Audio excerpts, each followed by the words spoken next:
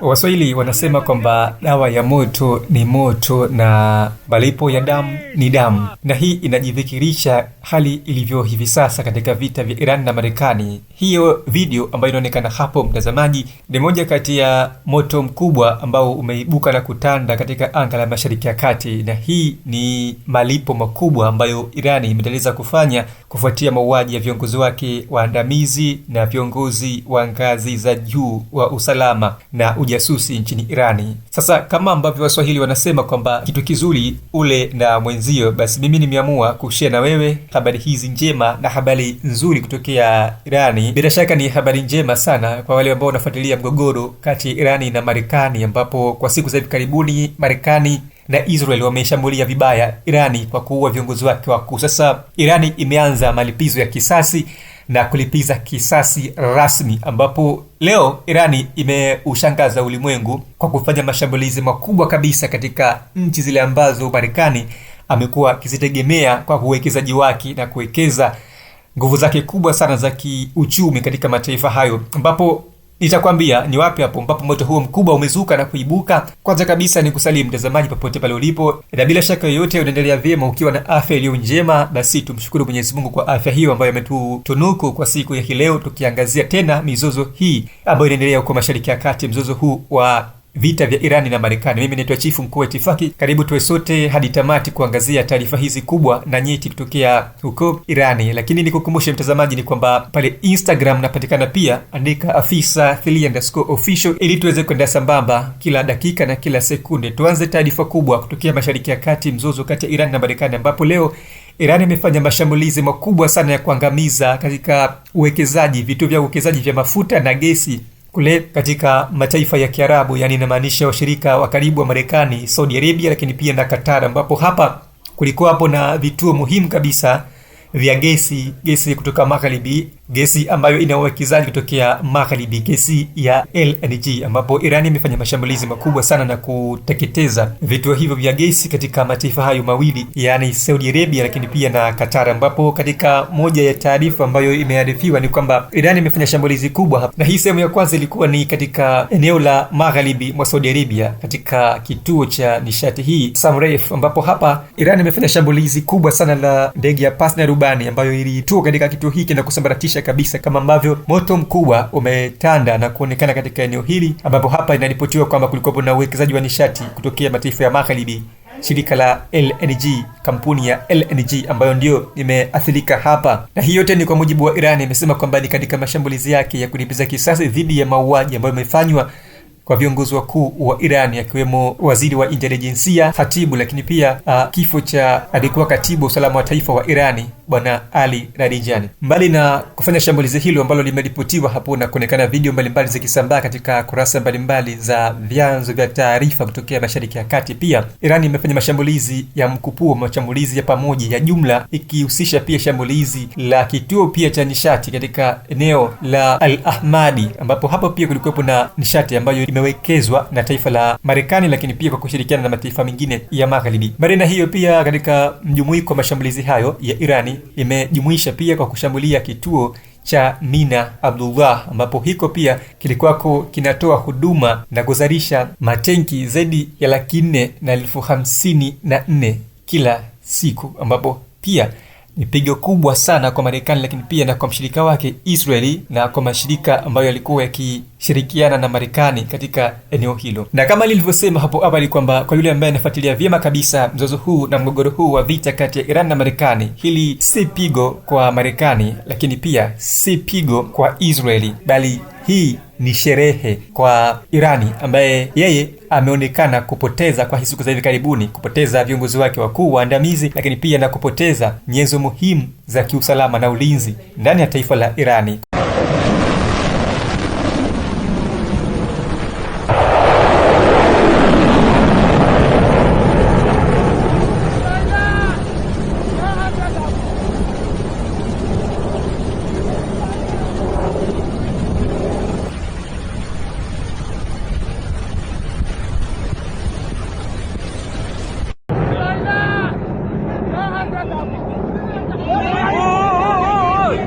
Portas! Oh! Shit! Oh!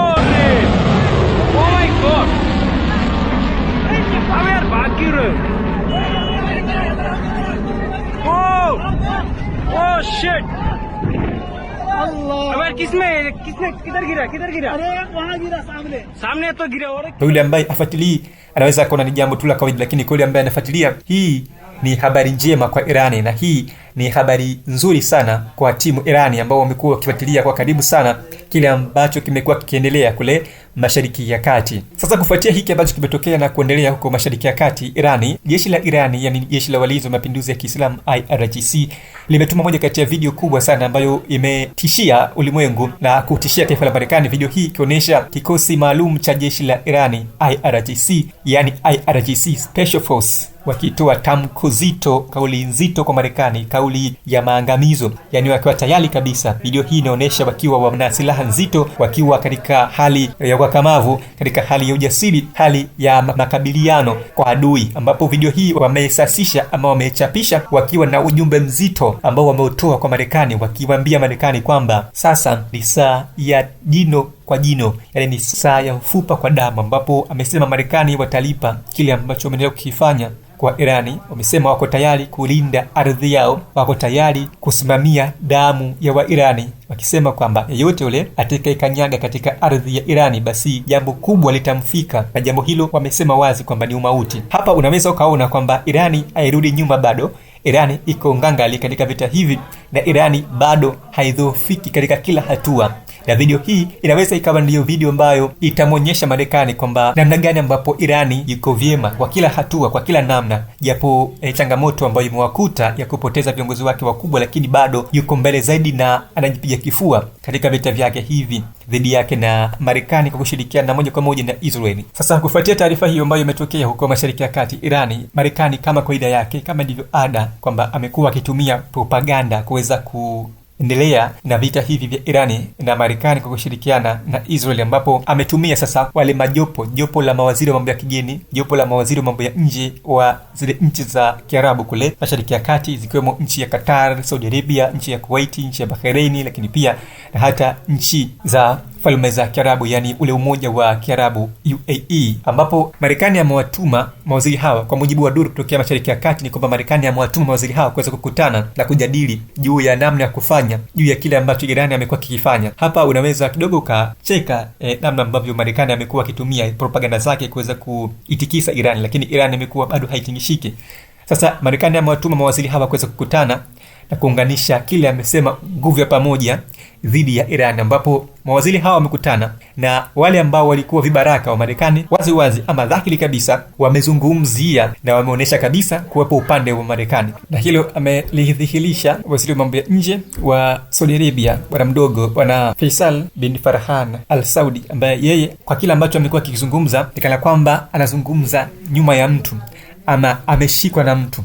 Na hapa alizungumza akipinga ushirikiano wa Irani juu ya vita vyake dhidi ya Marekani, akisema ya kwamba madai ya Irani juu ya kile ambacho Irani imesema kutokunga mkono Waislamu wenzao ni inatumika nyuma ya mwavuli wa kisiasa na sio kuulinda Uislamu wa kweli, akisema wazi Irani juu ya vita ambavyo vinaendelea, akisema kwamba Irani imekuwa ikishambulia mataifa yao, imekuwa ikishambulia mataifa ya Kiislamu, na hivyo haoni haja ya Irani kukaa na mwavuli wa Kiislamu wakati yeye inashambulia mataifa ya Kiislamu. Ambapo akilisema hilo, waziri huyo mambo ya nje wa Saudi Arabia amesema, I don't know how they claim to be fighting for Islamic causes while attacking Islamic countries. They are not attacking a single nation.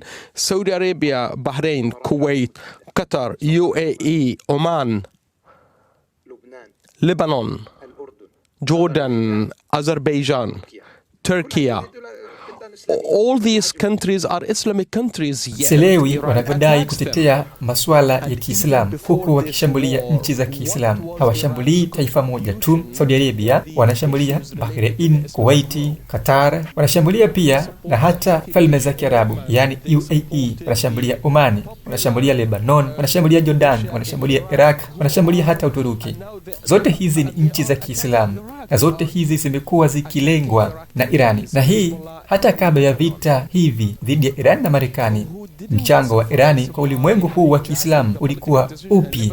Sioni hasa waliunga mkono kundi la Houthi nchini Yemen, walisaidia pia makundi ya wanamgambo nchini Iraq, na sasa wanashambulia ardhi ya Iraq. Huu sio Uislamu. Wameingilia masuala ya Lebanon kupitia Hezbollah, si tu kwa maamuzi ya kisiasa, bali pia kwa kutekeleza vitendo vinavyoleta machafuko makubwa katika eneo lote likiwemo nchini Saudi Arabia. Mfano mmoja ulio wazi na dhahiri zaidi ni nafasi ya Irani na Hezbollah nchini Syria. Hivyo basi, msaada huu unadaiwa kwa ulimwengu wa Kiislamu uko wapi wakati vitendo kama hivi vinaendelea kutokea ulimwengu huu unaoitwa wa Kiislamu? Wanawezaje kudai kuunga mkono masuala ya Kiislamu huku wakiunga mkono tawala zinazowakandamiza watu wao wenyewe, kuwaua viongozi wa kisiasa nchini Lebanon na kuimarisha makundi ya wanamgambo yanayokwamisha maendeleo nchini Iraq? Sioni msaada wa kweli kwa masuala ya Kiislamu. Haya ni maneno ya kisiasa tu yanayotumiwa kama kificho, na sisi hatutosimama juu ya hiki ambacho kinaendelea kufanywa. Sisi ni Waislamu wa kweli. Support the Muslim world's issues and causes when they empower the popular mobilization forces in Iraq, hindering the development efforts in Iraq. Ni bwana mdogo huyo, bwana Faisal bin Farhan Al Saudi, ambaye ni waziri wa mambo ya kigeni wa Saudi Arabia, lakini pia ni mwana wa mfalme wa Saudi Arabia, ambaye yeye amezungumza akionyesha kabisa dhamiri yake ya wazi kuisapoti Marekani na kuwa katika upande wa Marekani vita vinavyoendelea baina ya Marekani, Israeli dhidi ya Irani. Bado mambo yanazidi kuwa makubwa zaidi vita vya Iran na Marekani, lakini hadi sasa hatua ambayo imefikia vita hivi, licha ya Irani kuendelea kupoteza, mashambulizi yameendelea kutamalaki katika maeneo mbalimbali ya Mashariki ya Kati, hususani katika mataifa washirika wa Marekani na Israeli huko Mashariki ya Kati. Bado uhasama unazidi kuongezeka wa vita, na ikilinganishwa ya kwamba Marekani imeendeleza kufanya mauaji na mashambulizi katika taifa la Irani, akiahidi pia kuendeleza mashambulizi na kuua viongozi wakubwa na nyenzo muhimu katika taifa la Irani, akiamini hao viongozi wakubwa ndio ambao wanasababisha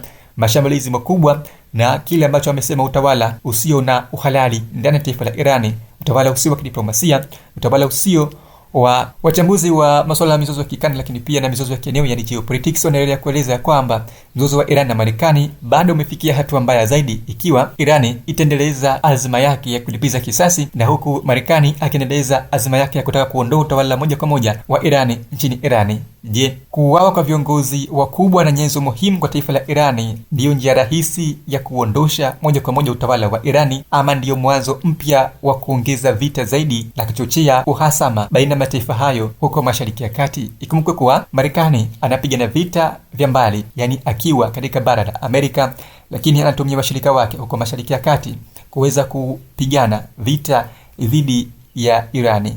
Mimi naitwa Chifu Mkuu wa Itifaki na hapa ni Yuhoma TV. Tukutane wakati mwingine, na nikushukuru sana kwa kuendelea kutufuatilia na kusalia na sisi kwa huduma yoyote ya matangazo na huduma yoyote ya biashara, huduma yoyote ya kijamii. Basi ili kuweza kufikia umma na watu wengi zaidi, wasiliana moja kwa moja na sisi kupitia bio yetu hapo kurasa huu wa YouTube, njia ya email. Lakini pia unaweza kufanya mawasiliano yakinifu kupitia ukurasa wa Instagram, napatikana kama afisa3_official. Kwa mengi zaidi tuweze kuwa pamoja zaidi kimataifa. Asante, uwe na wakati mwema hadi wakati mwingine. Usisahau kusubscribe, like na kubonyeza alama ya kengele. Asante.